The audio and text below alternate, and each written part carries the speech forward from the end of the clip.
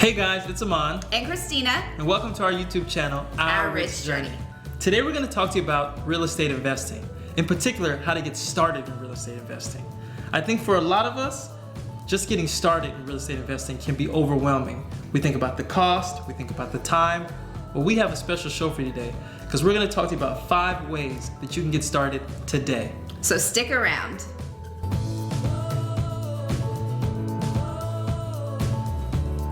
So before we get started, if you're new to this channel or if you haven't subscribed yet, please subscribe to our channel. We do 2 video posts each week, and each video post is about ways to save money, to invest money, and to make money.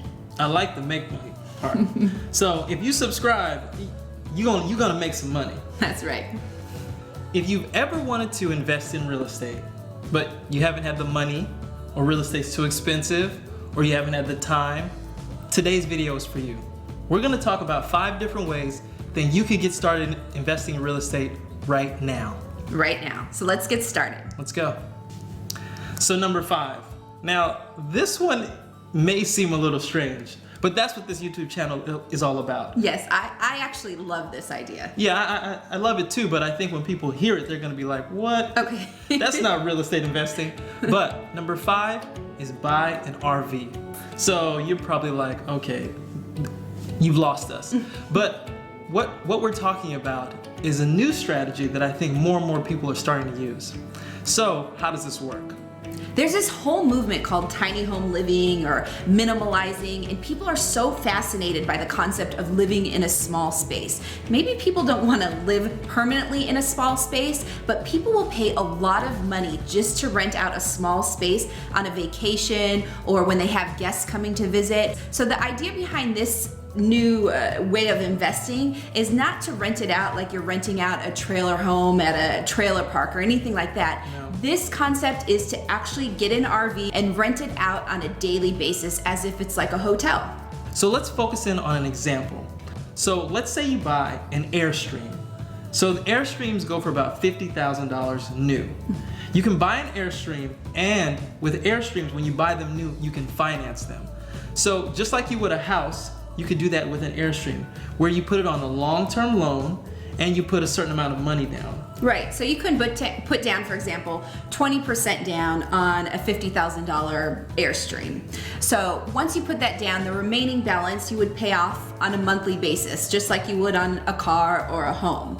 So the idea behind this is your monthly payment can be as low as $200 or $300, but if you check out sites that rent out Airstreams or RVs in general, they rent out for at least $100 a night. So if you can rent out your RV or your Airstream for 2 or 3 nights a month, you're already beginning to make profits after that. The next question I think that most people ask is, okay, I bought this RV, how am I supposed to get it rented out, right? Yeah. So there's 2 sites that you can do this, 2 very, very popular sites. One is Airbnb, which I think most people already know about. You can rent out a home, of course, on Airbnb, but they have a lot of very, very popular RVs that get rented out on Airbnb. And the other site is specifically for RVs. It's called Outdoorsy. The site is called outdoorsy.com.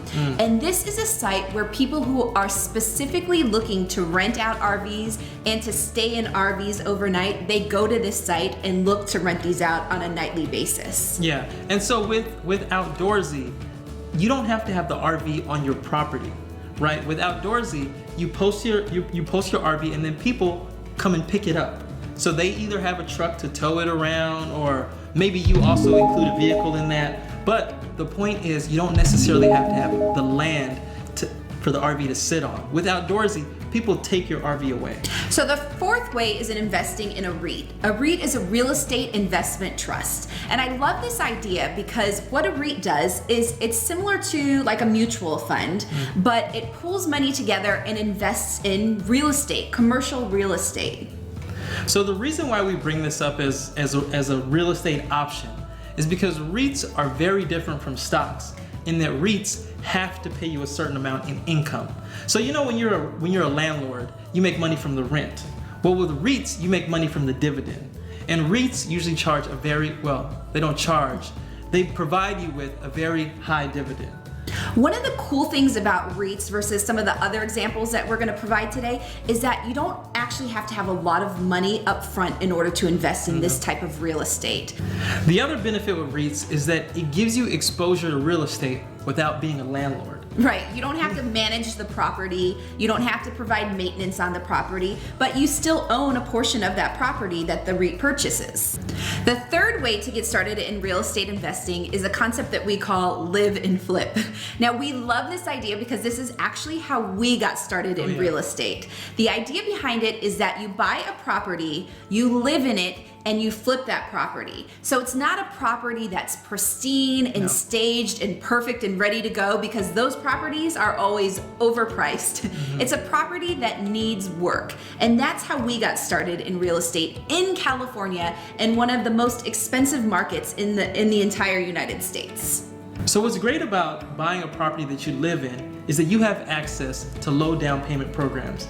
And for us, we use the FHA program, which only requires you to put 3.5% down. Yeah, and I think what's so great about this too is that if you're an investor and you're investing in property and you don't plan on living in it, you actually have to pay 20% down on a property, which for some of us is just insane. It wasn't something that we could afford when we were starting off investing in property. So the benefit of living in a property and flipping it is that you can qualify for much lower down payments in terms of paying for a new property. For us, it was only 3.5% as opposed to an investment property where you're paying 20% down on it. So if you were flipping a home normally, you have a short amount of time to flip it and make a profit. But if you live in that home, you can take your time. You can look for good deals. You can learn how to do things yourself. There's no pressure. So for us, when we lived in our house, we took our time. I mean, it wasn't like we were sitting around in a house that was in disarray, but we slowly started to do things. And so we were able to find deals on the cabinets. If we wanted to redo the kitchen, which we did, we were able to find deals on the flooring. And we worked our way through the improvement of our house over a 3-year period. As an investor in real estate, when you sell real estate, you have to pay a capital gains tax. Taxes that you get from the appreciation of the property when you sell it. One of the benefits of the live and flip is that you don't have the same capital gains taxes that you have to pay as an investor. Yeah. So, I mean, the idea is that you're living in this home, you're making improvements to it, the home is appreciating, maybe the market is going up. So in several years, when you go to sell the home, you should make a profit. Right. And so typically, if you're an investor, you have to pay taxes on that profit. Right. So the thing with this is that if you live in it and flip it, the capital gains is that you have to live in it for at least 2 years of the 5 years before you sell the property. And when you do that, you don't pay the same capital gains taxes as a regular investor. So this is a really great way to kind of ladder up. So what you do is you live in a house, you flip it, and you move to the next house. But throughout time, you're making money on the capital gains. You're making more money and more money and more money, and you build up your real estate empire. So the second way to get involved in real estate is through a concept known as master leasing. Now, I love this idea because you don't actually have to own property and you don't have to invest your money in a property. The idea behind this is you find a landlord that usually is out of state and has trouble renting out their property because they're out of state, and you guarantee rent on their property for a certain period of time. And now this is generally a longer period of time, anywhere from like 2 to 5 years. But you guarantee the rent at a lower than market rate. It benefits the homeowner because then they don't have to deal with finding a tenant in that area, but then it also benefits you because you can generally rent out the property at a much higher rate than what you're paying the landlord. So you're probably thinking, why would a landlord give you the property when they can just rent it themselves? Yeah, at market rate, of course, right? Well, the idea is that these landlords have a hard time finding tenants. Not because the property is in bad shape, but because the landlords don't have the time, they're out of state. Any number of reasons. Any number of reasons. I mean, being out of state is very difficult sometimes to rent out a property because you have to show the property frequently. You have to have access to ways to advertise it. It's just more difficult being out of state. So when you're looking for property, you do want to find properties that have been on the market for a while, that haven't been rented out, but you still want to make sure that it's a good property. You want to find out the reason why it's not being rented out. And if it's a good property, but the landlord is having difficulty because the landlord lives far away, then that's a great property to go and try and get involved in. So the number one way, and we love this way to get started in real estate, is to buy multifamily property. So a multifamily property is a duplex, a triplex, or a fourplex. And very similar to buying your single family home, on those properties, if you live in that home, you can use an FHA loan. So that is a huge benefit with the FHA loan program, meaning you can buy a fourplex and only have to put 3.5% down. Now you have to live in the property, but if it's a fourplex, you can rent out the other properties.